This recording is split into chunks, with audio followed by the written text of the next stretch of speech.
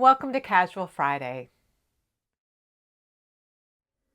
So a couple of project updates, and these two particular projects have given me some food for thought in the past few days that I wanted to share with you because it may help you make some decisions about projects that you're thinking about doing or project types that you're considering that you've never done before, just giving you some things to think about before you jump into them. And then we'll have some story time after that. So let's get started. I have three projects that I'm kind of working on right now, and one of them is the sweater for my daughter that needs the sleeves. I still haven't done anything on that.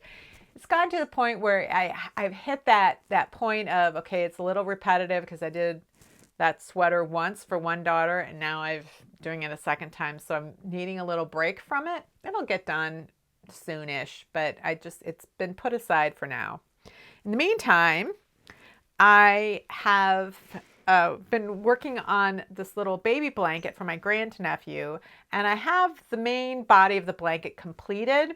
I just need to pick up stitches all the way around and then do a I-cord bind off, and that I'm going to put aside for a couple of weeks until I finish my next project. But I did want to show you what I have. Let's see, is this the back side? That's the back side. So it's just a little baby blanket. It's about 20 inches by 30 inches right now, and it's got this dark red in the center and the caramel at the ends, and I feel like it sort of represents Winnie the Pooh, which is sort of the point. So this baby blanket is 20 by 30 inches, and it's half the size of the baby blanket I made or I completed last spring that was 30 inches by 40 inches. And that's always a weird thing to me until I do the math and I realize that 1,200 square inches is twice of what 600 square inches are. But so this blanket right here went very quickly. I was working on it when I was at the retreat. It was the only knitting project I had with me, and it was going so fast that I just wanted to get through it earlier this week, and so I did. But I was hitting the point where I thought, well, it's getting a little bit unwieldy. In order to turn it on my lap, I was, kind of having to pick it up and haul it around. And if I knew, if I had a lot more to do on it, I would have stopped before I got this far, because it was just getting to that point where it's getting too big and it's getting to be a pain and I'm not enjoying it. But because I knew I only had a couple inches left, I'm like, I'm just going to keep going. So I was curious about this because this is probably the smallest blanket that I've ever made. Typically, if somebody asks me to make a blanket, I think to myself, I have to have a year in order to make this blanket, because there's going to be a point where it gets so big that I'm not going to want to work on it anymore, and I'm going to put it to the side.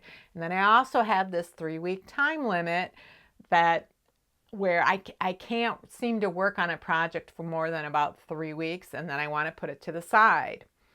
So a large blanket is something where about a third of it, we're going to get tired of it. And so the last really large blanket I knit was for my niece for her wedding, and I planned the blanket to be knit in thirds and then joined together at the end. And so at the end of each of that 1/3 period was about the time when I had had enough with how big it was getting, and I'd had enough just time knitting on it, and I put it to the side. So I really needed that 1 year to give myself several months in between each knitting session before I wanted to return to it. So this blanket was much, much smaller than that, but I was getting to that point, that physical point where I wasn't enjoying it anymore. I don't know if you remember it, but in September, I started a sweater for myself using a chainette yarn from Barocco and a sweater pattern that had just come out on Knitty. And I really, really liked the sweater pattern, decided to actually use the same yarn that they used in the sweater pattern, but chose a different color. And when I got the yarn, as I started knitting, I saw that it was actually color shifting, and I wasn't sure if that was going to work. I went ahead and knit through the first ball and into the second and thought, this isn't going to work. So I ordered a different color that was a solid color. Well, that yarn came, and it's been sitting here in my office for a while. So this week I decided to start working out. So I'd gotten to that point in that blanket where I'd done the main body of it. I'm not interested in working on the sleeves of my daughter's sweater at the moment. And I really wanted this cardigan. And so I cast on for it. And I'm into, see if I can spread it apart enough so you can see what's going on. So this is the center back of the sweater. So the cardigan is knit all in one piece. I really like working the body of a cardigan in one piece, although I don't care for it as much with a pullover. I will knit a pullover in one piece in the round, but I actually don't mind at all knitting a pullover, the body of a pullover flat. I'll knit the sleeves in the round, but I don't mind knitting the body flat, and that's because I feel like I'm making more progress as if I'm only working on the back of a sweater and I get through a ball of yarn and I'm this far along versus working the entire thing in the round and only getting that far. It's a total psychological thing. At the end, you work the same number of stitches, but there's just something about that. And with a pullover, all I'm doing in terms of finishing work is picking up stitches for the neck, where with a cardigan, I'm also going to have to pick up a bunch of stitches for the button band. So there's a different type of finishing involved. So I don't mind knitting a couple of side seams in a pullover, but I don't want to do that plus have to do all of the button band stuff in a cardigan. So I'm willing to do that trade-off of appearing to make slower progress in a cardigan body in order to offset the finishing work that I'm going to have to do. It's just one of these little games I play with myself about what do I like about this, what do I like about that, what is the trade-off, what are the advantages, what are the disadvantages when I'm selecting a project, and then how I'm going to actually work it. So one of the things that appealed to me about this ensemble sweater was that when I looked at it, I knew immediately that I could make it in 3 weeks.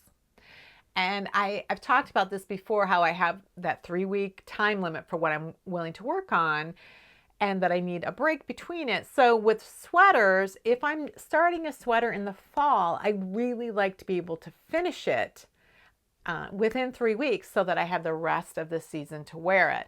Where if I start something after January, that's when I'm more likely to start something that's going to take longer because I'm never going to wear it that season, and there isn't going to be enough time to take a break between 3-week sessions for me to wear it. So if I start it in January, spend 3 weeks, and then I give myself 3 months, by the time I finish the sweater, it's warm outside and I won't be able to wear it all summer anyway. So I kind of play this just unconscious game when I'm making decisions about what I'm going to knit in the fall, when it starts to get cold and I feel like I really want a new sweater. I start looking for things that I just know I'll be able to get done in 3 weeks. And those things that I can get done in 3 weeks really vary. And so I've been thinking about, how do I know that this is something that I can get done in 3 weeks? Is there some pattern there that I just haven't really looked at? One of the things I've been talking about lately is the spreadsheets that I create. Every time I knit a project, I create a spreadsheet, and over the years, that's evolved. Like the kinds of information that I'm using the spreadsheet for to calculate has changed. So one of the things that I started doing this summer, which I hadn't really done before, was I looked at the sweater and I said, well, that's a 3-week sweater. I think I can probably do that in 3 weeks. But I wasn't 100% sure. I was pretty sure. And so I did all the calculations for how many stitches there were and all the shaping and put it all in my spreadsheet. And then I divided it out by 21 days and gave myself a daily goal of some number of stitches, and thought, well, if I keep to this goal, I can get it done in 3 weeks. Well, it turned out I worked on it for 2 weeks, took a week off, did something else, and then I came back and I did finish it in 3 weeks, but they weren't 3 contiguous weeks. But I did finish it in 3 weeks, and I thought, oh, okay, well, this is a 3-week sweater, no problem. And then when I began to knit it the second time for my second daughter, she wanted some modifications. She wanted the body shorter, and then the row gauge was different. I was recalculating all of that. And so I don't have the same number of stitches in this sweater, But again, I divided it out by 21 days and gave myself a goal, and just kind of, I'm just kind of been looking at what I do. And so I also did that with this blanket that I was knitting. And then I did that when I started this ensemble sweater. I did the same thing. Oh, this is a 3-week sweater, calculated it all out, divided it out by 21. And then I took a look at it. And what I do is I give myself a daily goal, but then I record how much I actually do in a particular day. And then I kind of keep a running average, like what is the average number of stitches I'm actually doing in a day. And what I notice is that I typically knit on any given project. Like if I'm working mostly on one project, I might be doing swatches or things for my videos or for articles or other things. But for the personal projects that I'm knitting, 2,000 to 2,500 stitches a day seems to be about the average. Now I can knit way more than that, especially at the beginning of a project. Usually I'm going gangbusters, I'm excited about the project, I want to see how far a ball of yarn is going to get me, and I'm just working. So the first couple of days I'll have a lot higher stitch counts, and then the third day will be lower, and sometimes I'll go up high again, might get 4,500 stitches in a day. But when I go a lot higher, the next day, sometimes I don't knit on it at all. So it just averages out 2,000 to 2,500 stitches a day. I thought, well, that's really interesting, because that's about the average number of stitches I need. When I look at one of these sweaters that I've been knitting recently, when I look at how many stitches per day I need to knit in order to finish it in 3 weeks, it's around 2,000 stitches a day. And I thought, well, I'm interested in looking at all these older projects because they're physically different sizes. They used different yarn weights.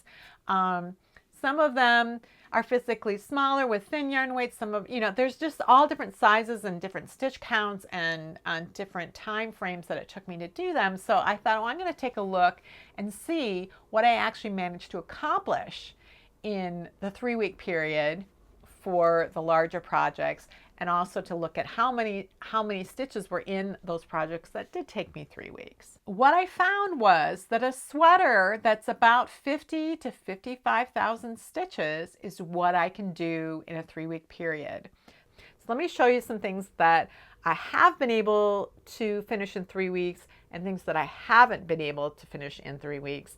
And then we'll talk a little bit about what makes one project big and one not so big. So the sweater I'm wearing, which I've worn here before, it's called Stripes Gone Crazy. It's got thin stripes over here and then the wider stripes here.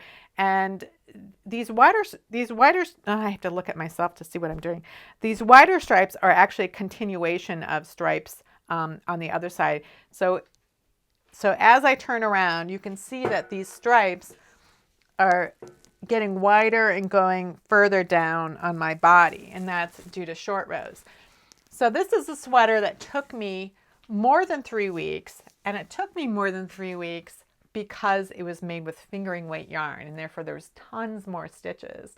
Now, one of the things that could have made it boring for me and made me not want to do it was the fact that it was worked completely in stockinette stitch. It's stripes, but I was only ever working one color at a time. What made it interesting to me was that the body was knit in one piece. It was knit top down, completely one piece, simultaneous set-in sleeves, and it was the short rows and doing the complete shaping of the entire body in one piece and using short rows was fascinating to me. But it did take me more than 3 weeks. I started in the spring of one year and then I finished it in the winter of the next year. Another sweater that took me more than 3 weeks was this gray cabled cardigan that called Ramble, that has, 22 different traveling rope cables and no way to memorize anything.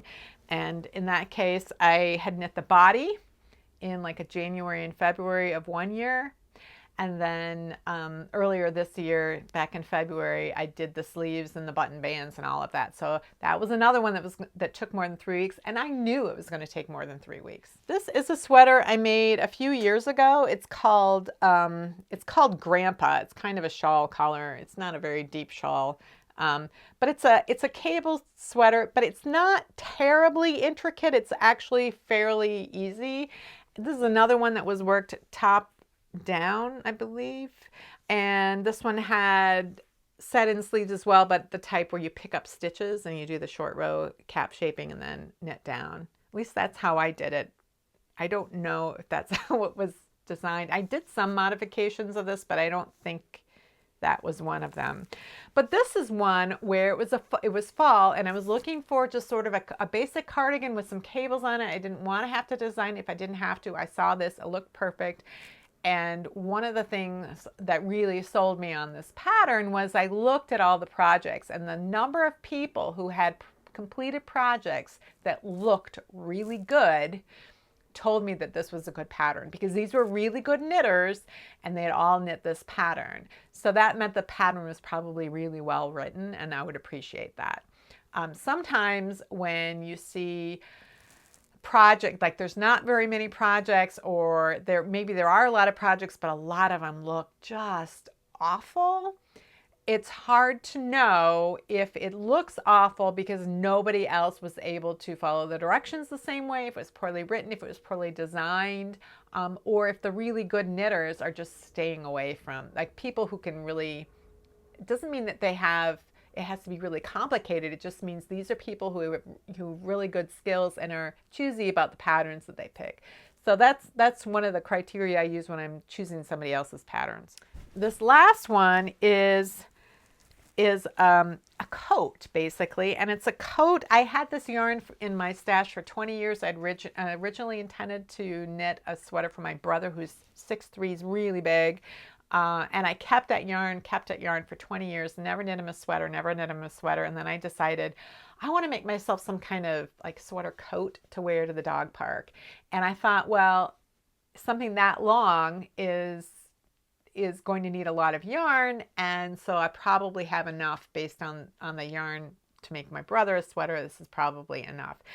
And this was a sweater that it has a cable, because I have to have cables. And it has a cable only up the front. It's such a dark yarn. Let's see if you can see the cable up next to the front ribbing. So it's a simple cable. It was an interesting construction, and it was, I don't know if this is bulky or super bulky yarn. It's pretty bulky yarn. I didn't know what kind it was when I was using it. I had no labels. I had no idea what it was. And this took me 3 weeks, and let me show you. I'll put it on, and you can see how long this sweater is on me and how big. This is practically like a blanket. I use this, I call this my winter daytime bathrobe, because basically it's that long. It wraps around and it goes down to just above my knees. It's huge, and yet it only took me 3 weeks to knit. The sweaters for my daughter are each about $55,000. One is going to be, the one I'm currently working on is $52,000. The first one was $55,000. Ensemble, the one I'm working on currently, is $36,000. So I knew I was speeding through, and I knew I wouldn't have any trouble getting it done in 3 weeks. But I think I potentially could even get it done in 2 weeks if I really wanted to. We'll see what happens. I've only been working on it about 4 days, I think, so it's possible. To me, that was a really interesting pattern to know that the gut feeling that I have about certain sweaters is accurate, and it correlates to a certain quantity of stitches that I can actually work in that particular amount of time. So I thought, well, what about other projects? What about projects that people say are small projects that I have always felt aren't really as small as they say? For example, I really like knitting socks, but I have never felt like they were a small project in terms of stitch count, because each sock that I knit for myself has somewhere between 12 and 15,000 stitches. So a pair of socks is 30,000 stitches. But I've also known that I can easily finish a sock in a week, often in fewer days than that. If I'm on vacation and I have nothing to do, I can do a whole sock in a 24-hour time period. But then I'm sick of knitting and I don't knit for a couple of days. I read books instead. So I still have that reaction of when I knit just a lot more than I typically knit in a day, then I have to take a break from it. So a 15,000 stitch sock is about 2,000 stitches a day. And if I do it in a few days less than that, that's 2,500 stitches a day. So even on the tiny needles, I want to do about 2,000 stitches a day. So that also correlates when I look at a hat. I think of a hat as, that's usually a 2-day project for me. I can knit a hat in a day. Usually if it's a worsted weight yarn and I'm knitting a standard hat for an adult, by the time, if I'm doing a hat in a day, I'm sick of it by the end. It's like, and that's because it's close to 5,000 stitches, 4,800 stitches. So that's why I like doing it over 2 days instead of doing it in 1 day. And it certainly doesn't take me a week, 2 days, and I'm done with a hat. So what might this mean for you when you're planning your projects? Well, I can't necessarily answer that, but what I can say is that it isn't just the amount of yarn that you're using. Like, I need 500 grams of yarn. That's a lot of yarn.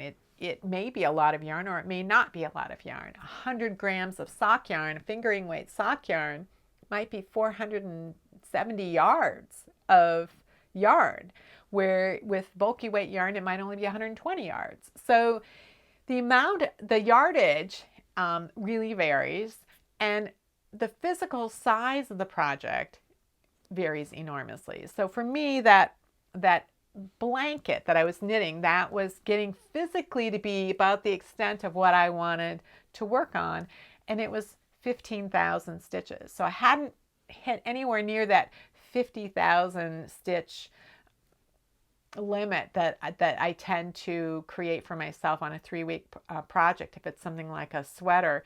But it was physically getting too big for me. Where with socks, they have tons of stitches on them, but they're so small that they're so portable. They're easy to knit in the summertime when you may not feel like you want anything warm on your lap. They're easy to take with you. When I had kids at home and I was carting them here and there and whatever, I always had a sock with me. And if I had to wait 15 minutes for them to come out of school, I was parked outside the school, I was knitting on the sock. If I was in a doctor's office, I was knitting on the sock. If I was at their swim meet, I was knitting on the sock until, the 30 seconds when they were doing their relay. So I got a lot done on that sock because it was so portable. So yeah, it had a lot of stitches in it, but it was so easy to bring with me, where a blanket, as it gets bigger and bigger and bigger, gets much more unwieldy. The other factor that's important for me is how engaged I am with the project. So the stitch pattern is important to me, and having some kind of shaping. Like, one of the things that bugs me about blankets is that they're just straight. You get the stitch pattern established, and then you're just knitting that forever. And I get really, really bored with that. So it isn't just the number of stitches for me, it's how unwieldy it gets and also how repetitive it is or tedious it is. I like some kind of level of engagement. Some people don't. Some people love the fact that they don't have to think at all, that their hands are busy and that their minds can be absorbed in something else. Other people want something that takes their complete attention in order to keep their minds off what else is going on. It really, really varies from knitter to knitter. But I thought that was something that was interesting to think about the relative size in terms of not just physicality, but in terms of stitch counts and what I'm comfortable with and what you might be comfortable with in a day-to-day situation in terms of planning for projects and keeping engaged in them. Family history research is sort of a never-ending project, and it can get really overwhelming if you feel like you have to get it all done before you write it up. And instead, I learned a number of years ago, I took a workshop, and and was given the advice, just focus on a particular goal that you want to accomplish with this family in terms of writing up the history. And that's your goal. Give yourself a time limit, and that's what you're going to do this year. Don't wait until you finally find this document or that photograph or whatever. You could always do a second edition. And you'll always keep returning to that family branch anyway. That's the genealogy really is never done. And so it's sort of like those knitting projects where I work 3 weeks at a time and then put it to a side and then I come back to it later. With different branches on my tree or my husband's tree, that's the same thing. I'll find some piece of information, or somebody will email me and say, oh, I think we're connected. And then I'll get absorbed in that branch of the tree again and I'll work on it for a while. And sometimes I'll find lots of stuff and then things start to peter out, or I just get bored with working on only that thing and I want to work on something else. So I wanted to talk about an example of a branch of my husband's tree where I kept going back to it. There was like a 4-year period where I kept going back. I kept going back. I kept going back. And I kept hitting this brick wall over and over again because I couldn't find their passenger records. I couldn't find the record of them immigrating to the United States. And this came to my mind because last week when I said that nobody's family names were changed at Ellis Island, I included a link to an article in the description of that video that helps explain why that is. But someone did leave a comment and said, well, but what about people who came from countries where there was a different alphabet? And so the names had to be transliterated from a different alphabet to the Latin alphabet, which is what we use in English. And she gave an example in her family. Half of them ended up with their surname starting with K, and half of them ended up with it starting with G. And it seemed like the people who had the G name weren't happy about it. And then why would they have chosen that if that were the case? Now, I can't answer who or why her family ended up having their names spelled that way. But what I can do is give an example of another family who was in the same situation, and I can show you how their names were written in the passenger manifest had no bearing at all on the names that they used once they came into this country. So my husband's grandmother immigrated from the Russian Empire when she was about 3 years old. We knew this, and when I started doing the family history, I could find the family on the census record. She was the youngest of 3 children. She had a brother named Irving and another brother named Joseph. Her parents were Hyman and Sadie. And it was pretty clear right away that those were probably not the names that they had when they lived in the Russian Empire. They would have spoken Yiddish at home, and they would have had Yiddish names, and these were Americanized versions of whatever their names had been. So that's always a challenge on these passenger records when you know that somebody has anglicized their given names, to figure out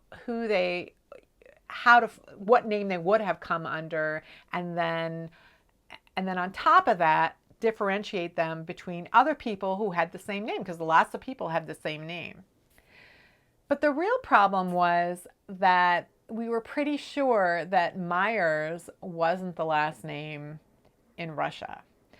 And it was pretty clear early on because I couldn't find anybody with the surname of Myers, or very, very few people who had immigrated from the Russian Empire. So Myers is a more German-sounding surname, and a lot of Jews from Europe had German surnames. They were from the Austrian Empire, where German was the official language, and that includes a lot of different countries in Western Europe. It's not just the country we now call Austria. Parts of Ukraine and Poland, what was Czechoslovakia, a lot of countries were in the Austrian Empire. There's the Austrian Empire and the Russian Empire, and they were huge. And so the Jews in the Austrian Empire were assigned surnames at the end of the 18th century that were German, because that was the official language, and the empire wanted to emphasize the Germanness of the empire, like to show that was German. In the Russian Empire, Jews were assigned surnames at the beginning of the 19th century. So they were amongst the last people to have surnames assigned to them within Europe. It's not completely true. Much of Scandinavia did not use heritable surnames. They had surnames, but not heritable surnames. Well into the beginning of the 20th century even. So the way surnames were assigned and inherited really varied around the world. It's not the way we think of it today. So I had this problem where I didn't know what the given names that they had traveled with, but I didn't know their surname either. And I was running into this brick wall that I kept returning to every few months. I would see, I'd learn another trick for searching for people on manifests, and then I try that, and I try that, and I tried that. Now, potentially, I could have solved this problem through Hyman Meyer's naturalization documents. For immigrants who arrived after 1906, when they first declared their intention to become a naturalized citizen, part of that process was going back through the manifests and finding where they were on the manifest,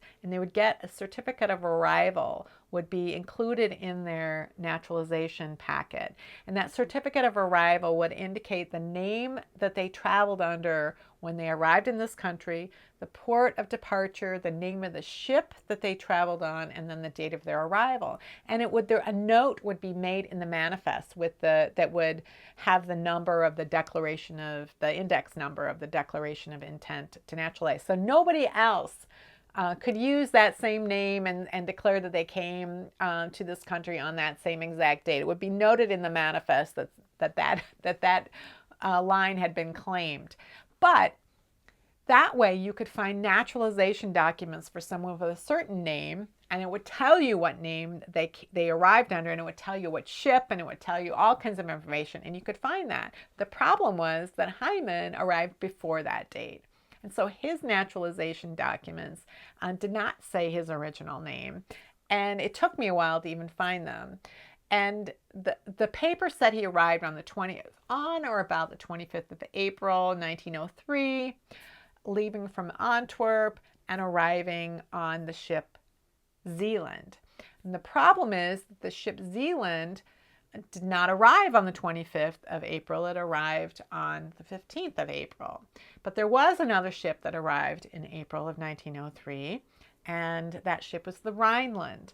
But again, I couldn't find anyone that had a name, anything like Hyman Myers or Chaim Myers or anything like that. And so I wasn't having any luck with that. So what I did instead was I found Fanny's marriage license, and on her marriage license was her mother's maiden name, and it said Sarah Yagudkin. Now, she was called Sadie here, so that was the first time we saw something like Sarah, and I thought, well, that's interesting, Sarah. But it also listed her birthplace. Typically, if you were born outside of the country and they ask your birthplace, they would just put country like Russia, but it actually had the name of the city. And the name of the city, it said, was Hummel. It said Hummel, Russia. And so we looked up, well, what's Hummel, Russia? Or what would have been Hummel, Russia? And actually it was Homel, or Gomel, and it is in the country that is now known as Belarus, but had been in the Russian Empire at the time. Well, Belarus literally means white Rus.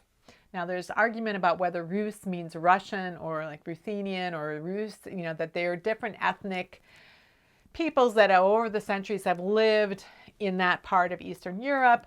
And so there's dispute about what Rus actually means, but that's what Fanny meant when people would say, oh, you came from Russia, and she'd say, no, white Russia, because white Russia referred to Belarus. So now we had some clues. So what I did was I looked for any woman whose name sounded like Sarah, who came from a city that sounded like Homo in the year 1906. That's all I looked for. So I didn't look for anything for a last name, just any woman with the name that sounded like Sarah, that came from that specific city, Homo, and arrived in 1906. And I got a fairly short list of women. One of them leapt out at me, and that was one that said Sone Majorchik.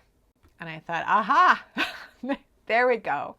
So then I found two manifests. One of them, Sadie and her 3 children were arriving in the UK, and in the other one, they were arriving in New York City. And in each manifest, their first names are spelled slightly differently. In fact, Joseph, on one of the manifests, his name was spelled Mendel, and it turns out he had a double name. Sometimes he went by one, and sometimes he went by the other. The second boy was Itzke and Itzko, or Itze and Itzko, one of those two. Those are both nicknames for Isaac. And he never went by Isaac here. He started off as Isidore, and then he became Irving. And then we have Fanny, who is Fege and Fago. So those are both Yiddish versions of the same name, but they're not the same on each of the manifests. So we can see that the family all changed their first name, the name that they went by once they came to the United States, and then they also changed their surname. But now that I had Majorchik, I could look for Hyman, and I had a feeling that his name was Chaim. So I looked, but I looked for anyone who came in April of 1903, whose surname sounded like Majorchik, and I found a Chaim Majorchik who arrived in April from Antwerp on the ship Rhineland, not on the ship Zealand, as was said in his naturalization documents. But I wasn't really sure if it was him. Like I remember I said, you have to try to differentiate people who might have the same name from each other, because, and I really wasn't sure that this was the guy we're looking for, because he was traveling as a widower and he had his son with him. Now, the boy he had with him was the same age as one of his other sons back in Russia, but his son was back in Russia. So it's like, how, what could possibly be the reason why he would be calling himself a widower, and who was this kid that he was traveling with? And I looked for who paid for his passage. That was one of the questions they asked at Ellis Island when you arrived, was who paid for your ticket? And you had paid for it yourself, or maybe your brother had paid for it, or your parents had paid for it, someone else had paid for it. Because one of the things that immigrants did when they came to the United States was they were earning money, and then they would buy a ticket, a prepaid ticket, and then they would send it back to their family, and that ticket would be good for a particular shipping line. And so they would show up, and the first spot that was available down in steerage on that shipping line got them on the ship. So what I noticed about Chaim Majorchik is that it said that his brother had paid for his ticket. Now, we have never known any other family to have come with this particular family. We don't know anybody else. And what we suspect may have happened, don't know, don't have any proof, is that this little boy's father had immigrated first, as has happened in many families, and he stayed at home with his mother, and then his mother died. And so there he was in the Russian Empire, and his dad was in the United States, and so his dad may have sent a ticket to Chaim Majorchik as payment for bringing him his son. Because the problem with a man arriving with a child, an immigrant man arriving with a child, is that if he wasn't the father of this child, that would be a red flag. If he wasn't a widower, that would be a little weird too, because typically the child would be taken care of by the mother. And if the mother wasn't accompanying him, that would also be a red flag. So you're trying not to throw up any red flags when you're an immigrant.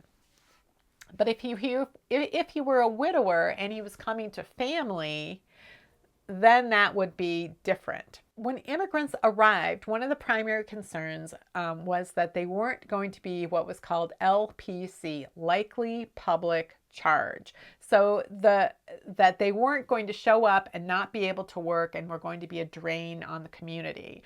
So men would come first without their families in order to earn money. When women came, They had to have a male destination relative. They didn't want single women coming without family here. And women who were widowed with children who were not old enough to work were also a problem. So my feeling is that, this is just a guess, but there are no other men with any name anywhere similar to Chaim Miorchik who arrived in April or even in the months before and after that. I looked for anybody with a name that sounded like Chaim that in those few months, and he was the only one who wasn't John or something that was clearly not Chaim. So often when we are looking back at the decisions that our ancestors made 100 years ago about why they decided to come here or what they did in terms of changing their names or things like that, we are often looking at it through the lens of our contemporary life and not through the lens of the life that they had there. There are lots of reasons why immigrants chose to change their first names or their surnames, and we don't always know the reason why that was. But what we do know is that whatever was written on the passenger manifest was a record of who traveled on that ship, and that's it. It's unlikely that the passenger ever saw how their name was written on the manifest, because they wouldn't have ever looked at it. They didn't fill their own name out on the manifest. It was filled out for them. So it wasn't a permanent federal record documenting the spelling of their name, from that point forward. It just wasn't used for that purpose. And so it can be confusing to people today to try to understand why their family changed their surname.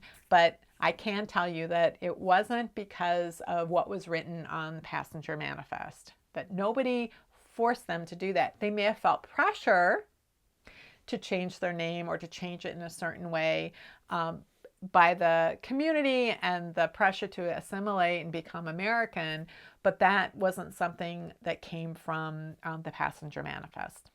That's it for this week. If you enjoy my videos and you'd like to support me, you can buy me a coffee on Ko-fi.com.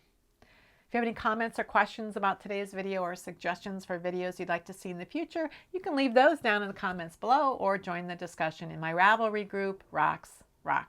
Thanks for watching, and I'll see you next week.